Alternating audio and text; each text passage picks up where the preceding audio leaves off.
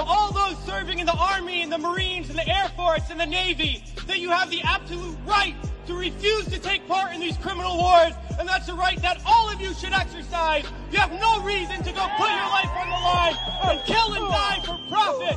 We've been to Iraq, we've been to Afghanistan, and we know what these wars are really about.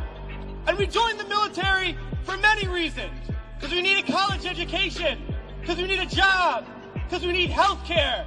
And then we joined the military, and they tell us that our enemies are poor people in caves in Afghanistan, or poor people in the deserts of Iraq. But we've been to those countries, and we know that our enemies are not other poor people abroad. Our enemies are the people that laid us off from our jobs, that denied us health care, that make it impossible to get an education. Our enemies are not in the poorest countries on the planet, but right here in the richest one.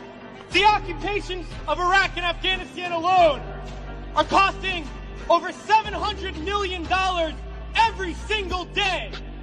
This is a crime every single day, while so many of us are hurting. Well, I think all of us here and the vast majority of people in this country would agree that we can spend $700 million a day better than bombing people that we have no reason to bomb. We can spend $700 million a day rebuilding those countries we've destroyed. We can spend $700 million a day caring for the veterans we get home when they get home, and then we can spend $700 million a day giving every single person health care, a college education, a job, and a livelihood, and a home. That's who we need to be spending our money on. But this government is not going to do that. They're not going to use the money in that way. They're not going to end the wars. And they're not going to do it because it's not our government. It's their government. It's the government of the rich.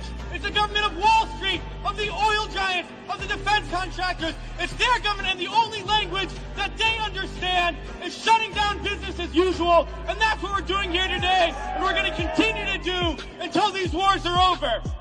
It's crystal clear now that these wars are going to continue and expand and go into other countries. That is the trend. That is what we know, that there is perpetual war, and it's only going to stop if the people stand up and stop it. And that's what we're going to do, sisters and brothers. A lot of people ask me, what do we do? Because we all know things are bad. We all see the atrocities on TV. We read about it. We experience it. People always ask, what do I do? Because we always want to know what to do. Do we vote? Do we support a politician? Do we join an organization? What do we do? Well, I'll tell you what we do. It's simple. We fight.